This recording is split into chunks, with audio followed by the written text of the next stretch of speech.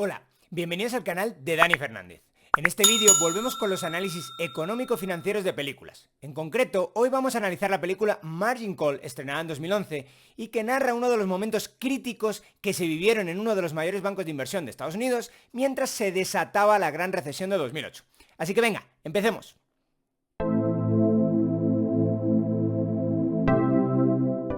Empecemos con un pequeño resumen de la trama de la película. Por supuesto, si no la habéis visto la película, es el momento de adelantar este vídeo para evitar los spoilers. Aunque realmente, al ser esta una película que pretende narrar algunos hechos históricos, no creo que los spoilers sean de un gran problema, pero bueno. La película Margin Call nos transporta al Nueva York del año 2007 o 2008, justo antes de que empiece la crisis financiera derivada de la burbuja inmobiliaria. Es decir, la película nos lleva al centro del mundo financiero justo antes del mayor estallido de una burbuja financiera desde los años 30. Así como punto de partida, pues la verdad que no está nada mal. Bueno, Margin Call empieza enseñándonos cómo un gran banco de inversión despide nada menos que el 80% de su plantilla del área de análisis de riesgos. Los despidos no se quedan solo en ese área, sino que en prácticamente todas las áreas del banco los despidos son masivos. Se supone que el banco habría conseguido despedir más del 40% de su plantilla en apenas un día. La forma de despedir a los trabajadores además es especialmente fría, casi desalmada se podría decir. Y aquí es donde evidentemente la película ya nos deja ver su marcada tendencia anticapitalista o al menos anti-Wall Street. Los guiños a los excesos del mundo financiero y a lo desalmado que es ese mundo son constantes durante toda la película. La verdad que ninguna novedad en Hollywood. Pensemos que prácticamente nadie despide a un 80% de su plantilla de golpe, más aún si la recesión económica todavía no se ha desatado. Y recordemos, la peli precisamente los narra los instantes iniciales de la recesión. Una de las personas que despiden es un jefe de área en el sector de análisis de riesgos. Es el personaje interpretado por Stanley Tucci. Esta persona estaba trabajando en un modelo nuevo de riesgos que todavía no había acabado. Antes de irse del banco se lo da un subordinado suyo, a un analista junior, interpretado por Zachary Quinto, que será el protagonista principal de la película. El analista junior, interpretado por Quinto, es una especie de genio, un ingeniero con especialidad en propulsión. Vamos, que debería estar lanzando cohetes a Marte, pero está en un banco de inversión como analista junior porque paga muy bien según dice él. El caso es que el protagonista termina el modelo que su jefe dejó inacabado esa misma noche. Cuando lo acaba, se da cuenta de que el modelo indica que hay una hecatombe financiera que está a punto de ocurrir. Este analista junior llama a su jefe y a un compañero suyo a altas horas de la noche para contarles que tienen que ir de vuelta al banco inmediatamente. A pesar de que su jefe y su compañero están de juerga, les consigue convencer de que algo muy grave está a punto de pasar y logra que vayan al banco. Quizá este es uno de los puntos más raros de la película. Lo normal es que hubieran seguido de juerga, pero bueno, es que si no, pues no tenemos peli. Bueno, después de enseñarle el modelo que ha hecho Quinto, o que ha terminado Quinto, todos se convencen, básicamente en 2 segundos y sin hacer demasiadas preguntas, de que la hecatombe financiera está a punto de llegar. Os tengo que recordar que todas estas personas trabajan en el área de riesgos de un banco. ¿Realmente de verdad con un solo pantallazo ya les han convencido de que viene el Armageddon financiero? Ni una duda, nada del trabajo que están haciendo esas personas les ha dado una pista de esto o no tienen nada que objetar. En serio, uno no termina de entender realmente a qué se dedican estos tipos. Bueno, al final, esto no es más que otro enorme agujero de guión. Un agujero de guión como un elefante. Pero de nuevo, una vez más es que si no, no tenemos peli. Lo interesante es que cuando preguntan a Quinto que cómo ha hecho el modelo, casi que solo contesta que es muy complicado y da unas pocas explicaciones más que no pueden convencer prácticamente a nadie. A veces la película se deleita a sí misma con el uso de jerga financiera, pero otras muchas veces solamente presenta al protagonista como alguien muy inteligente que ha llegado a una conclusión que nadie más entiende. Acto seguido mandan al analista junior, a Quinto, junto con un compañero, a buscar al jefe de área que despidieron y que hizo el modelo inicial. Están ya tan convencidos de que habrá un Armageddon financiero que el protagonista dice en el taxi, mientras mira por la ventana, mira a toda esta gente, no tienen ni idea de lo que está a punto de ocurrir. En ese momento la película ya supone, sin dar muchas más explicaciones, que habrá un cataclismo financiero. Evidentemente la peli está hecha en el año 2011 y por supuesto se están todavía sintiendo las heridas, las enormes heridas que dejó la enorme burbuja inmobiliaria que había pinchado unos años atrás en Estados Unidos. En este momento la película hace también otro guiño a una crítica constante de Hollywood al mundo financiero. Y es que no hay mucha diferencia entre las finanzas y las apuestas. Básicamente Wall Street es un enorme casino en el que para que una persona gane, otra tiene que perder. Esto lo expresa el compañero del protagonista y Quinto solo le contesta, bueno, es un poco más complicado que eso. Básicamente, el aura de experto del protagonista se basa en decirle de forma condescendiente a todo el mundo que lo que él hace es muy complicado y que el resto no entiende nada de nada. Lo más increíble es que prácticamente en ningún momento él explica nada de lo que hace ni el modelo y no sería tanto pedir ya que está prediciendo el mayor crack financiero desde el año 29. Solamente delante del director del banco dará alguna explicación un poquito más detallada, aunque bueno, tampoco demasiado profunda y lo vamos a ver un poquito más adelante.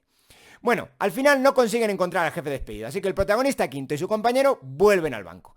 Es en este momento donde casi todo el mundo empieza a volverse medio loco. Empiezan a llamar a todos los jefes, a hacer reuniones de urgencia con gente cada vez más importante en el banco y bueno, pues no deja de extrañar que todas estas reuniones todo el mundo queda convencido, casi en medio minuto o menos, de que el mayor crash bursátil del siglo está a punto de ocurrir. De nuevo, ¿a qué se dedica toda esta gente en el banco? Uno de los jefazos a los que le explican todo el problema es el genial Kevin Spacey. El caso es que cuando le enseñan el modelo, lo primero que dice es: Dios mío, ya sabes que yo no puedo leer estas cosas, háblame en inglés. En esta escena y en unas cuantas más, la película transmite constantemente la impresión de que en el banco de inversión la mayor parte de gente es realmente mediocre y a pesar de los altísimos salarios, nadie sabe realmente qué está haciendo. Por fin, después de pasar por algunas reuniones con algunos jefazos del banco de inversión y después de que revise las cifras del modelo, al final llegan a una reunión de emergencia con el director del banco, que está interpretado por el siempre genial e imponente Jeremy Irons. El caso es que el bueno de Jeremy Irons pide un poquito más de explicación que el resto y el protagonista se la da y ya quedan todos convencidísimos de que viene una tormenta financiera. Como decía, esta es la única vez que explican algo del problema financiero que atravesaba el banco y cómo se conecta con la gran recesión que inició en ese mismo 2008. Aguantad medio segundo que ya mismo vemos los aspectos más técnicos de la película.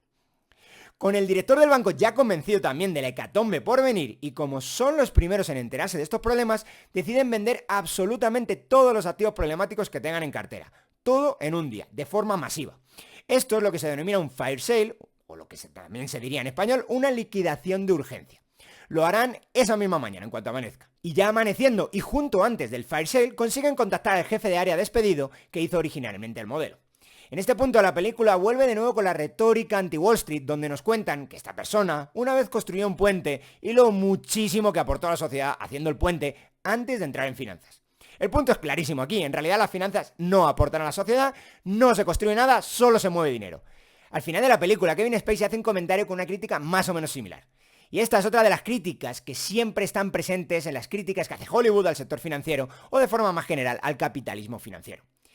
Quizá el puente que hizo esta persona fue construido por una empresa que recibió financiación de un banco de inversión, pero bueno, esta simple iteración evidentemente no aparece en la película. Y eso que el protagonista trabaja en un banco de inversión. La película cierra con la reunión que tiene Kevin Spacey con los traders que se encargarán de vender todos los activos vinculados a hipotecas del banco.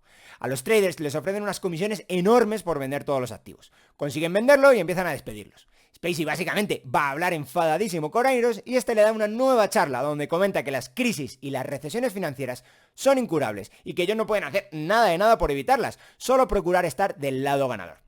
Aquí también recuerda que por cada ganador en el mundo financiero hay un perdedor, deslizando otra vez de forma nada discreta la similitud entre el mundo financiero y el mundo de las apuestas. Y bueno, ya que tenemos nuestro mini resumen de la película, vamos ahora a tratar los asuntos financieros y económicos que plantea Margin Call. Vamos allá. Empecemos con una pequeña valoración general sobre los aspectos económicos y financieros que presenta Margin Call. Si tuviera que resumir esto en una frase, simplemente diría que la película es bastante mala. La mayor parte de la película, el protagonista interpretado por Zachary Quinto no explica absolutamente nada. En algún momento, la jefa de riesgos del banco simplemente se queda boquiabierta por la formación de Quinto y da validez al modelo solamente porque viene de alguien muy inteligente y muy bien formado, ni siquiera mira el modelo y ya le está dando validez. En uno de los pocos momentos de la película donde sí se explica qué contiene el modelo del protagonista que predice un colapso financiero, los detalles de lo que hace son realmente pequeños. A pesar de que el director del banco le dice que le hable como si fueran niños de 10 años o como si fuera un perro, el protagonista todavía utiliza jerga financiera, diseñada para que la persona que ve la película se convenza de que es muy listo y no haga demasiadas preguntas por miedo a parecer un iletrado. Ahora veremos esta escena que estoy comentando ahora en profundidad, que es lo único rescatable de la peli, si os digo la verdad.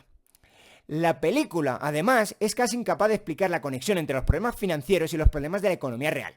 La película se puede resumir en que la volatilidad de los activos ha crecido, pero nunca se pregunta, ni siquiera parece que quiera preguntarse, el porqué del crecimiento de esa volatilidad. Simplemente hay una escena, también bastante mal hecha, al final de la película, en la que uno de los jefes de nuestro protagonista comenta algo así como que la gente normal también tiene culpa de todo lo que está pasando porque vive por encima de sus posibilidades y ellos, el mundo financiero le permite hacer esas cosas para vivir por encima de sus posibilidades. Quizá aquí también podrían haber explorado un poquito más este tema y haber llegado a una vinculación entre la burbuja inmobiliaria y la crisis financiera, pero realmente aquí no hay nada más, solo un simple comentario que además por sí mismo es completamente vacío. La diferencia en este último punto, el de la vinculación de la economía con las finanzas, es enorme con la otra gran película de la época que trata sobre la gran recesión que inició en 2008, y esta no es otra que la genial de Big Short. The Big Short hace un gran esfuerzo, grandísimo, para que entendamos la vinculación entre el mundo de las finanzas y de la economía, y creo que consigue muy buen resultado, justo lo contrario de lo que por desgracia consigue Margin Call. Bueno, vista la valoración general de Margin Call, vamos a intentar entender los asuntos económicos financieros que nos presenta la película. Y es que a pesar de la mediocridad de Margin Call, nos va a dar pie a explicar temas de lo más interesantes para explicar cómo funciona el sistema financiero actual. Empecemos explicando algo que en Margin Call nombran en múltiples ocasiones, pero que nunca explican, ni siquiera por encima, y este es el concepto de VaR. Si se entiende este concepto, creo que se puede entender muchísimo mejor la película. Sin embargo, parece que ni el guionista ni el director quisieron nunca que la película se entendiera, ya que, aunque sea, podrían haber explicado el concepto de volatilidad, pero es que ni eso. En fin, que no le pusieron demasiadas ganas a la película, la verdad. Vamos a intentar explicar el VaR y también el concepto de volatilidad aquí para ver cómo encuadra en el esquema general de la película Margin Call. El VaR es un acrónimo de Value at Risk, básicamente valor en riesgo en inglés. Aunque el cálculo del VaR pueda ser más o menos complicado, su concepto en realidad es bastante simple.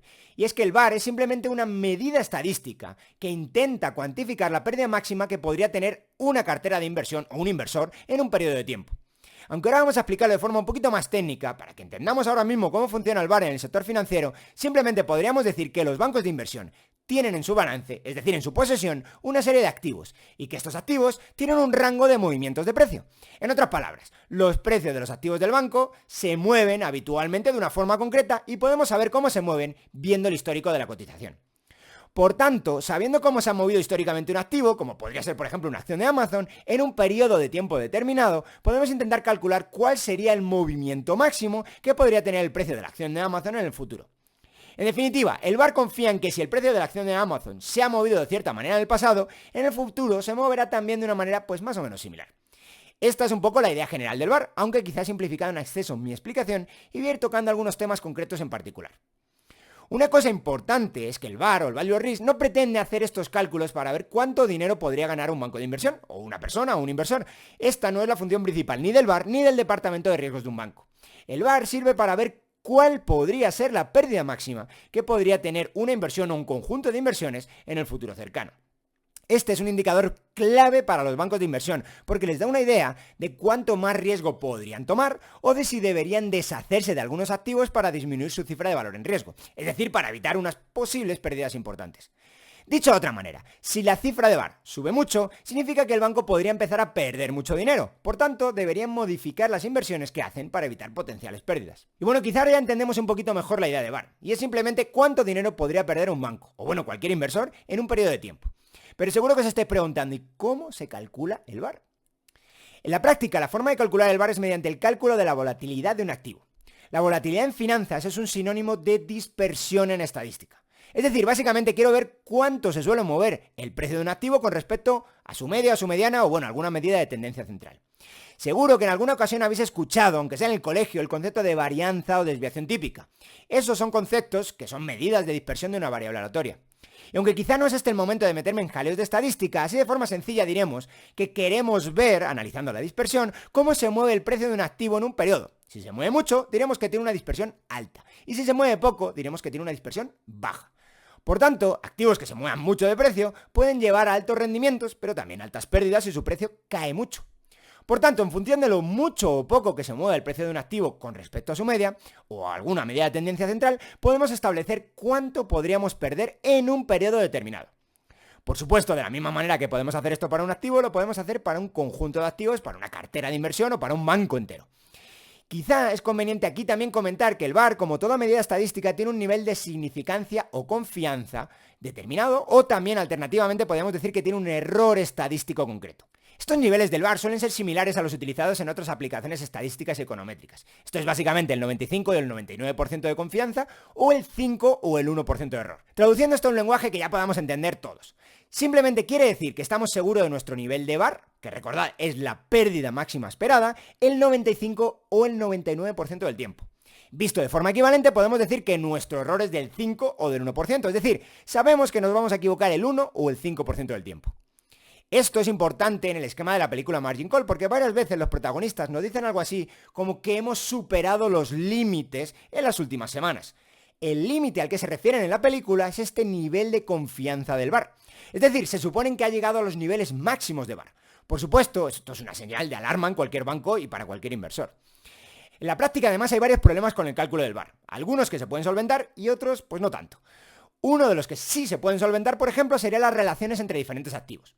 Es posible que un activo tenga cierta variabilidad, pero que su variabilidad vaya siempre en sentido contrario a la de otro activo. Esto básicamente quiere decir que si un activo incrementa de precio, pues el otro cae de precio.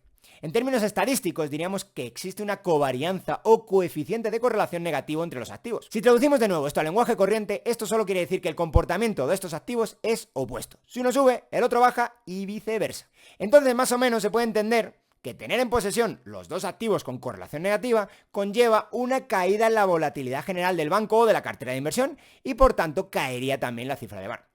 Esto es lo que se podría denominar una estrategia hedge o de cobertura. Básicamente tener estos dos activos en una especie de seguro. Pase lo que pase, el valor de la posición conjunta de toda la cartera no caería o caería muy poquito.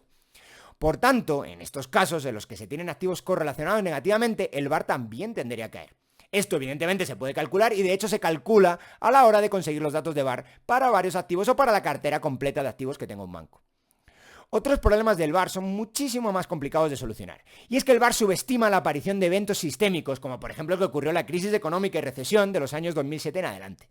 En estos casos, la volatilidad histórica de los activos no sirvió para absolutamente nada.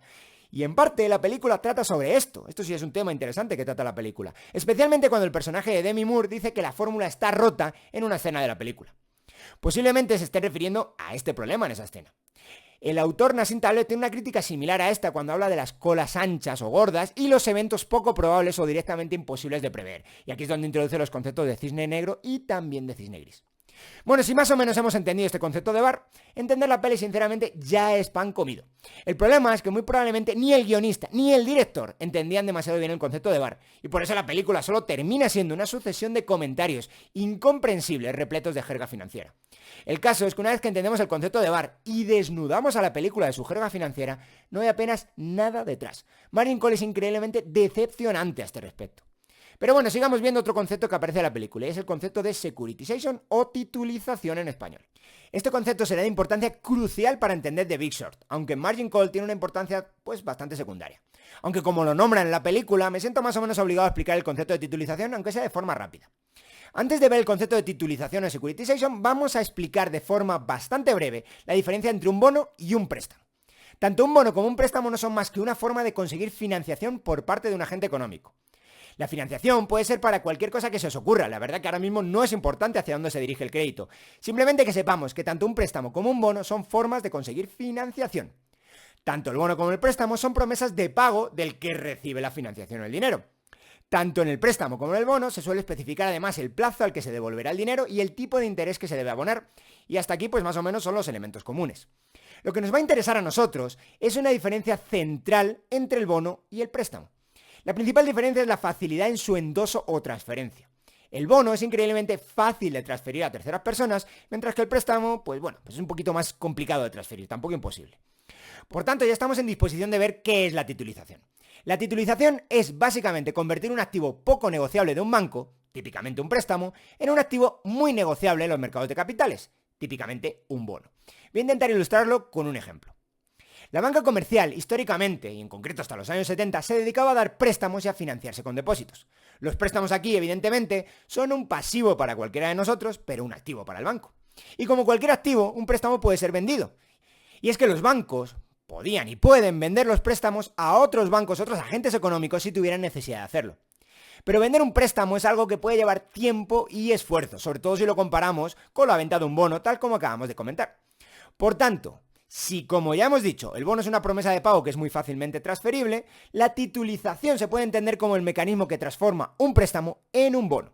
La titulización convierte una forma de crédito que tiene muchas dificultades para ser transferida, en nuestro caso el préstamo, en otra forma de crédito que es fácilmente transferible, en nuestro caso el bono. La forma de realizar una titulización es mediante una especie de división del préstamo en partes iguales. Por ejemplo, un préstamo hipotecario de $100.000 se podría dividir en 100 partes iguales de $1.000. El banco podría entonces vender esas partes iguales del préstamo de forma mucho más sencilla. Esto usualmente se hace fuera del balance del propio banco mediante lo que se denominan SPVs o Special Purpose Vehicles, que son básicamente vehículos con un propósito especial, traducido al español. Esto es, por cierto, parte de lo que se llama, peyorativamente, eso sí, la banca en la sombra shadow banking.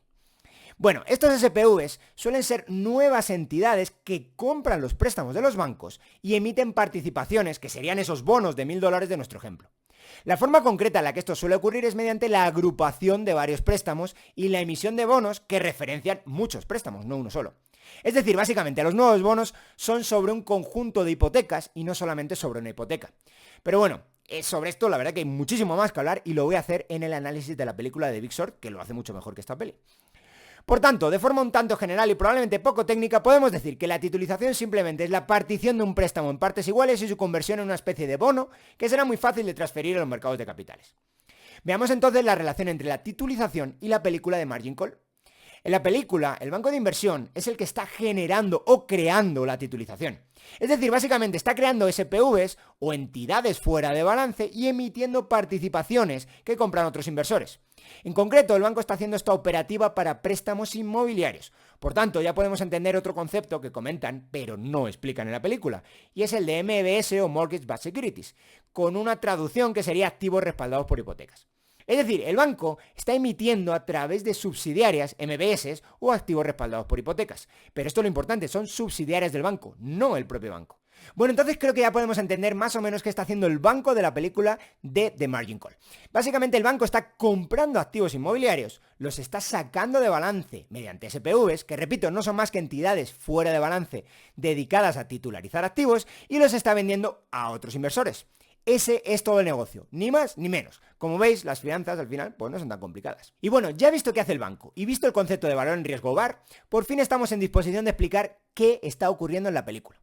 Como ya hemos visto, el jefe de Zachary Quinto, que despiden, le da un modelo de análisis de riesgos al propio Quinto.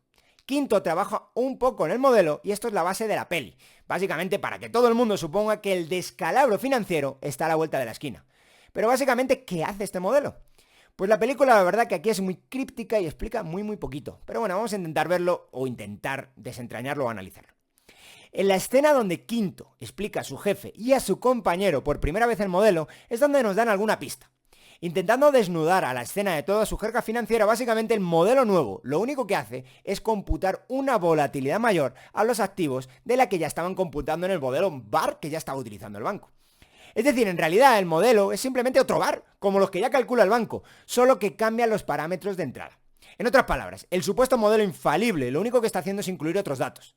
Ahora bien, nos podemos preguntar, ¿qué datos son los que incluye ese nuevo modelo? Como se supone que la volatilidad en los mercados había estado incrementando las últimas semanas antes de la película, pues asumimos que lo que ha hecho es introducir esos datos. Es decir, lo que ha incluido como nuevos datos son unos movimientos de los precios de los activos inmobiliarios mucho mayores. Y aquí es donde surgen algunas dudas. ¿Y es que acaso esos datos no se habían modificado constantemente en los modelos VaR que ya utilizaba el banco? Pues me temo que la respuesta aquí es que evidentemente sí se van modificando. El banco, cualquier banco, con seguridad ya habría introducido esos datos en sus modelos. Quizá lo que hacía este modelo supuestamente increíble era dar mucho más pesos a las observaciones recientes, que justo eran las que se habían estado disparando, es decir, donde había incrementado la volatilidad. Eso evidentemente implica que el cálculo del VaR se dispara también, pero es que en los modelos normales del banco el VaR ya se tenía que estar disparando, porque esos últimos datos, como digo, ya estaban seguro incluidos. Os recuerdo que el VaR no es más que la pérdida máxima esperada en un periodo de tiempo concreto. Si metemos más volatilidad, aunque solo sean los últimos datos, es más probabilidad de que el precio de un activo caiga y más pérdida posible. Quizá lo realmente increíble aquí, entonces, es que estas noticias del nuevo modelo pillen a todo el mundo desprevenido. ¿Acaso es que estos otros analistas o incluso el propio Quinto no tendrían que haber empezado ya a haber problemas aunque fuesen muy incipientes antes? Probablemente ya deberían haber hablado de este problema y muchos habrían dicho, como pasa en todo inicio de una recesión, que esta vez es diferente, que el mercado inmobiliario es muy sólido o la excusa que se os ocurra. Pero aquí el protagonista Quinto enseña el nuevo modelo, que no es más que una pequeña variación del anterior y aquí todo el mundo entra en pánico. Y es que sinceramente esto no tiene ni pie ni cabeza. Y a partir de aquí es cuando se desata además el temor generalizado según van viendo a gente cada vez más importante en el banco y todos, absolutamente todos, corroboran que el modelo es buenísimo. Y bueno, pues aquí no hay mucho más que decir, más que o todo el mundo es increíblemente crédulo o increíblemente incompetente o una combinación de ambas. Pasemos a la escena donde Kevin Spacey, que ya es un jefazo del banco, le explica a su propio jefe qué está pasando. Es decir, Spacey le traduce los resultados del modelo a otro jefazo más importante que él todavía. Después de volver a contar algo de los límites y de cómo se están traspasando esos límites del modelo VAR que ya hemos comentado, dice que de momento han tenido la suerte, o bastante suerte, porque han estado del lado correcto, pero que quebrarán tan pronto como la volatilidad les pille del lado incorrecto. Otra vez más nos encontramos con una escena completamente críptica que casi nos deja con más interrogantes que otra cosa. Intentemos darle algo de luz. ¿Qué es eso de estar del lado correcto? Bueno, vamos a intentar explicarlo, pero primero tenemos que explicar qué es eso de estar largo o estar corto en un activo. De forma muy rápida, podemos decir que estar largo en un activo es tener una exposición positiva a cambios en su precio. Es lo que entenderíamos casi todos de forma casi intuitiva. Y es que básicamente, imaginad, tenemos una casa y sube el precio de las casas. Pues estamos muy contentos. Si baja los precios de las casas, pues nos ponemos de mal humor. Eso ocurre porque estamos largos en la casa. Es decir, tenemos una casa en nuestro activo. De forma análoga, estar corto en un activo es tener una exposición negativa a cambios en su precio. Imaginad que habéis comprado la casa del ejemplo anterior con un préstamo un poquito especial. Y es que en vez de endeudaros en dinero, lo habéis hecho en otro activo. Por ejemplo, en vehículos. Imaginad que habéis prometido al dueño anterior de la casa comprarle un vehículo nuevo durante los próximos 10 años. Ya sé que me vais a decir que el ejemplo es un poco peregrino, pero seguidme la corriente en esta, porfa. Es evidente que tu exposición al precio de los vehículos en este caso es negativa. Te pondrías muy contento si de repente los vehículos bajan de precio. Y te pones de muy mal humor si el precio de los vehículos sube, porque básicamente te va a costar mucho más devolver tu deuda. El punto aquí es que deber vehículos o dinero o cualquier activo es como tener cantidades negativas del mismo. Cantidades que voy a tener que comprar en el futuro para saldar mis deudas. Y si voy a tener que comprarlas, pues desde luego no quiero que su precio incremente. De hecho, me pongo muy contento si su precio baja. Y me vais a decir, un momento, Dani, ¿por qué me estás explicando todo este jaleo de estar corto y estar largo? Bueno, tranquilo, ya voy. El punto aquí es que queremos explicar qué es esto de estar del lado correcto. Y cuando Kevin Spacey habla de estar del lado correcto, se refiere a cómo impactan los cambios de precio en función de si estás largo o de si estás corto. Básicamente por eso os he querido explicar este concepto. Pues bien, según Kevin Spacey, este banco de inversión parece que está comprando activos inmobiliarios y también está vendiéndolos, que es algo similar a lo que hace pues un market maker, que es como una especie de supermercado financiero. El caso es que algunas veces, quizá, este banco de inversión se encuentra largo en el mercado de algunos activos. Es decir, tiene más activos inmobiliarios en este caso que promesas a entregar activos inmobiliarios. Tiene un neto positivo, está largo. Y otras veces tendrá una posición corta en el mercado. Es decir, tendrá más deuda, más promesas a entregar activos inmobiliarios que la cantidad de activos que tenga. Se supone que la volatilidad del mercado de momento ha impactado de forma positiva al banco, es decir, están todavía del lado correcto. Pero siento deciros que esto no tiene sentido alguno, ni con lo que va a pasar luego en la película, ni con lo que pasó en la vida real. En otras palabras, la película no tiene coherencia interna ni coherencia externa. Veamos por qué no tiene sentido. En las escenas siguientes a esta, de Margin Call, la película va a tratar el problema de vender la enorme cantidad de activos que el banco tiene de golpe, el fire sale o liquidación masiva de la que hablábamos antes. De hecho, el propio protagonista, Quinto, dice que el banco está acumulando demasiados activos. Por tanto, el caso es que está bastante claro que están muy cargados de MBS o de activos inmobiliarios. Por tanto, la única forma en la que la volatilidad podría haber afectado positivamente al banco es que hubiera crecido el precio de estos activos. Y es que no hay otra forma. Si el precio cae, estando largo, es como si cae el precio de tu casa y tú te pones muy contento. Pues evidentemente no tiene sentido. Bueno, pues para el banco tampoco. El banco tampoco va a estar muy contento. Es decir, no estaría del lado correcto. Por tanto, se supone que la volatilidad hizo que el precio de los activos inmobiliarios creciera en 2007 o 2008. Y una vez más, siento ser un poquito aguafiestas, pero es que eso no ocurrió nunca en realidad. Tampoco os tengo que convencer de que en esos años los activos inmobiliarios ya se estaban hundiendo, pero si no me creéis, aquí os dejo un gráfico sobre el precio de los activos respaldados por hipotecas o MBS entre 2006 y 2008. Como veis, lo único que ocurre aquí es que caen de precio en picado y no todo lo contrario. Las pocas subidas de precio que aparecen lo hacen después de una enorme bajada, y esto es básicamente más un rebote que una subida. Por tanto, la sorpresa es que el precio se fue al suelo, no que el precio creciera. En otras palabras, que la película, una vez desnudada de su jerga financiera, tiene enormes agujeros conceptuales en finanzas. Básicamente, Margin Call no tiene ni pies ni cabeza, nada que rascas un poquito. Pasemos a otra escena, una en la que nos intentan vender que el banco terminará ganando dinero, y que es básicamente lo que siempre hace. En la escena de la azotea, uno de los jefes comenta que el banco terminará saliendo reforzado de todo este jaleo, que venderá todos los activos problemáticos y que se saldrá con la suya. Quizá esto podría ser verdad si en la película se hubiera hecho alguna referencia a los rescates que más tarde haría el gobierno al sector bancario. Pero no, básicamente no lo hacen. Se supone, por lo tanto, que a pesar de estar sentados en miles de millones de activos tóxicos, van a conseguir sacar algún beneficio de ello. Pero esto, una vez más, ni siquiera tiene sentido con lo que nos enseña la película y tampoco con lo que veríamos en los datos reales. En las últimas escenas de la película, se puede ver cómo el banco está vendiendo activos a una fracción de su valor nominal. Llegan a vender un paquete de bonos por el 65% de su valor nominal, lo que implica una pérdida en términos nominales de un 35% y posiblemente una pérdida mayor para el banco. Esto es la antítesis de ganar dinero, de hecho es lo contrario, están perdiendo dinero a las puertas. La película nos intenta convencer de una cosa y también de su contraria.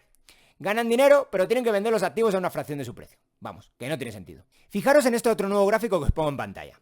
Aquí podéis ver la rentabilidad sobre el capital de los bancos norteamericanos desde el año 2000 al año 2020. La rentabilidad, como podéis ver, en el año 2003 fue de casi el 15% anual, y en el 2006 del 12,5%, y en el año 2008 solamente de un 1,5%. Sinceramente, realmente cuesta mucho entender el relato anti-Wall Street de Hollywood, y cuesta entender que cale tanto en una sociedad que tiene tal acceso a la información. Realmente, tanto el director de la película como cualquier espectador está a 2 clics de distancia de la realidad. Cotejar la distorsionada visión del mundo financiero que nos presenta Hollywood nunca ha sido tan fácil como hoy. Pues bueno, aún así nos cuelan películas como Margin Call. Pasemos ahora a analizar una de las escenas estrella, que es la reunión con el director del banco, con el temido Jeremy Irons. La escena donde el protagonista le explica al director del banco lo que está pasando probablemente es la única donde por fin explican con algo de detalle lo que está haciendo el banco de inversión en ese momento. Aquí Quinto explica a Irons que el banco ha estado generando activos respaldados por hipotecas que combinan diferentes tramos crediticios en un único activo. Esto es básicamente lo que os explicaba antes de coger varias hipotecas o activos hipotecarios y generar un nuevo activo inmobiliario fuera de balance. El problema ha aparecido, según Quinto, hace un mes, ya que el banco está siendo incapaz de vender estos activos como hacía antes. Ante la falta de compradores últimos, los activos inmobiliarios pasan demasiado tiempo en el balance del banco. Teniendo en cuenta además lo que ya hemos comentado de que la volatilidad en el mercado estaba incrementando mucho, pues la pérdida potencial del banco se dispara por 2 vías. La primera porque ya tiene mucho más activos y la segunda porque el VaR incrementa cuando incrementa la volatilidad en el mercado, como ya hemos explicado antes. Bueno, esto es básicamente todo lo que explica la película. Ya vemos que sin una explicación anterior de los términos es completamente incomprensible. Y además está todo condensado prácticamente en un par de minutos de comentarios de Quinto a Irons bajo una jerga financiera que además hace casi incomprensible todo. Y bueno, siento deciros que incluso aquí, que es donde menos mala es la película, también hay problemas. Y es que mirad, es muy poco creíble que el banco haya podido estar llenándose durante un mes entero de activos sin que nadie haga nada, o peor aún, sin que sonase ninguna alarma en ningún lugar. Y recordad que cuando Quinto presenta el modelo, todo el mundo está sorprendidísimo. Y es que, pues supongo que a alguien se le había podido ocurrir decir, pues no sé, quizás todo esto está relacionado con el enorme crecimiento de nuestros activos en el último mes. En serio, es que nadie dice nada de esto. Quizá puede ser más o menos creíble que nadie se dé cuenta de que esos activos estaban a punto de colapsar, porque el mercado inmobiliario de Estados Unidos estaba implosionando, que básicamente es el argumento de la peli de The Big Short. Pero es completamente imposible que un banco vea cómo se infla su activo y nadie, absolutamente nadie, se dé cuenta de que esto está ocurriendo. Si la incoherencia que hemos comentado antes con el modelo VaR es patente, esta incoherencia, esto de que no se den cuenta de que crece el balance del banco, es muchísimo más grave. Después de, básicamente, esta desfachatez, ya solo queda una escena realmente interesante desde el punto de vista financiero en la película. Y es el discurso final de Jeremy Irons mientras Kevin Spacey le mira con cara de desaprobación. Por supuesto, en esta escena, Irons representa a Wall Street, y Kevin Spacey, con su más que evidente semblante de superioridad moral, sería Main Street o, bueno, cualquier progre moderno. Veamos la escena final, el discurso de Jeremy Irons. En esta escena, Jeremy Irons dice que el dinero es solamente un invento, piezas de papel que intercambiamos para no tener que matarnos cada vez que queremos comer algo. Pero aquí, pues se equivoca el bueno de Irons. Y es que el dinero es más bien un instrumento evolutivo, es decir, tiene poco o nada de inventado. El dinero se parece más al lenguaje o al derecho que a la bombilla. El lenguaje no lo inventa nadie, simplemente evoluciona de la continua interacción entre seres humanos. Pues bueno, de igual manera surge el dinero. Además, el dinero puede ser entendido como una tecnología social, como más o menos dice Irons. ¿Qué duda cabe? Y aunque el dinero realmente pueda permitir la extensión del comercio y con ella que disminuyan los conflictos violentos, esto sería, en el mejor de los casos, una consecuencia no intencionada de la aparición del dinero. El dinero básicamente es útil para incrementar la coordinación en la sociedad y por tanto tener un buen dinero implica una mejor coordinación social. Esta es la frase que tenía que haber dicho el director del banco si es que entendiese precisamente cómo funciona un banco. Pero el problema con el discurso de Irons no acaba aquí. Para el director del banco las recesiones son inevitables. No solo no podemos evitarlas, sino que lo único que podemos hacer es reaccionar a ellas. Y al reaccionar hay gente que gana y entonces se hace rica, y hay gente que pierde y entonces dice que quedan al margen. Básicamente, que se hacen pobres. También comenta que el número de los que pierden y el número de los que ganan es siempre el mismo. Este es, pues como no, otro comentario muy desafortunado de Irons. Hay quizá algo de controversia sobre si las crisis económicas son consustanciales al mercado o si están creadas desde el poder público mediante interferencia con instituciones financieras públicas como el Banco Central y también a través de la regulación bancaria. Este es un tema realmente apasionante que yo creo que me llevaría varias horas sin siquiera empezar a escudriñar. Lo que sí quiero comentar, o sí es posible comentar ahora, es que no hay tantas dudas ni controversias sobre el carácter amplificador que tiene el sector financiero, mínimo amplificador que tiene el sector financiero sobre los ciclos económicos y también los problemas de riesgo moral que introduce el sector público cuando interviene o salva al sector financiero. Por tanto, aquí ya no hay un tema de reacción, como dice Irons, sino de impacto directo en la profundidad de la recesión y posiblemente también en su inicio. Si al final las recesiones solamente fueran cortas y rápidas y tuvieran un impacto mínimo sobre el empleo, básicamente como ocurría en las recesiones del siglo XIX, nadie haría películas como Margin Call. Y es que básicamente este tema no le interesaría a casi nadie. Por tanto, quizá aquí hubiera sido genial que Irons hubiese hecho un pequeño comentario sobre los incentivos que introduce el sector público cuando regula el ultrarregulado mercado financiero y cuando salva bancos en peligro, ya sea mediante el Banco Central o mediante el dinero del contribuyente. Por último, las finanzas no son un juego suma cero como comenta Irons. Volvamos al ejemplo del puente que utiliza y que ya hemos comentado en la propia película para hablarnos de la bondad de crear algo siendo ingeniero y lo horrible que es el mundo de las finanzas, que básicamente es un mega casino. Pensemos, ¿y si alguien financió de manera privada el puente? Todas esas personas que pasan por el puente todos los días deberían dar las gracias tanto a los ingenieros albañiles que lo construyeron como a los financieros que vieron la viabilidad en ese proyecto y pusieron ahí el capital para construirlo. Por supuesto que dar las gracias es un decir, porque si el proyecto fue financiado de forma privada, la forma de dar las gracias es pagar el peaje que será muy barato en comparación con las más de 3 horas que se supone que ahorran en viaje. El caso es que una de las funciones clave de las finanzas, aunque no la única, es la de asignar capital en una sociedad. Básicamente tienen que elegir qué proyectos se llevan a cabo y cuáles no, ya que los recursos no son infinitos en una economía. Y hacer un puente en un lugar conlleva dejar de hacer una carretera o unas vías de tren en otro lugar. ¿Y qué tiene más valor en la economía? ¿El puente o la vía del tren? Pues a priori no lo sabemos y no lo sabe nadie. Y para eso, básicamente, es para lo que existen empresarios que arriesgan su tiempo y su esfuerzo y capitalistas que ahorran sus ahorros financiando estos proyectos. En este sentido, el sector financiero es un especialista, un intermediario que pone en contacto a los capitalistas con los empresarios, a la gente que tiene recursos con la gente que tiene buenas ideas.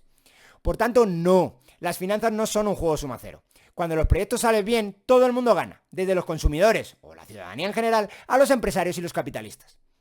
En este sentido, quizás sería interesante ver quién financió la película de Margin Call, que parece que fue todo un éxito, a pesar de ser una película, como estamos viendo, de lo más mediocre. ¿Acaso no estuvieron muy contentos de recibir financiación los productores de la película? Y bueno, pues ya me he pasado un poquito de tiempo y me he pasado con la extensión del vídeo, así que voy a ir cerrando ya con un último tema. Y es que se supone que los eventos que ocurren en la película de Margin Call están basados en una historia real. De hecho, se especula bastante sobre qué banco de inversión es el banco de la película. Algunos hablan de Lehman Brothers, ya que despiden a una parte enorme de la plantilla, igual que estaba haciendo Lehman Brothers para intentar salvarse de la bancarrota. Pero la verdad que esto no tiene ni pies ni cabeza. La trama principal muestra cómo el banco se deshace de todos sus activos problemáticos, algo que Lehman Brothers nunca pudo ni siquiera empezar a hacer y que fue lo que efectivamente lo llevó a la quiebra. Nadie sabe a ciencia cierta cuál es ese banco, pero lo más probable es que el banco de la película esté basado en Goldman Sachs. Y es que este banco de inversión norteamericano hizo un movimiento similar al que presenta el banco de Margin Call en 2007. Básicamente Goldman Sachs vendió posiciones o porciones significativas de sus mortgage-backed securities e incluso empezó a ponerse corto en activos inmobiliarios ya en 2007. Básicamente fue el primer gran banco que hizo algo similar. Por tanto, se podría decir que los eventos de la película de The Big Short están basados en el caso de Goldman Sachs. Bueno, a modo de resumen, solo diré que la película pierde a una parte nada desdeñable de su audiencia al poco de empezar. Margin Call expulsa a todo aquel que no tiene conocimientos financieros y realmente tiene intención de saber qué estaba ocurriendo en 2007-2008. La otra gran película que explica la gran recesión iniciada en 2008, The Big Short, no comete este error. De hecho, The Big Short intenta por todos los medios que el público general entienda realmente qué está ocurriendo en cada momento. Es por esto por lo que creo que The Big Short es muchísima mejor película que Margin Call. Peor aún, Margin Call, una vez despojada de todo su lenguaje en apariencia sofisticado, es una película con muchísimos errores.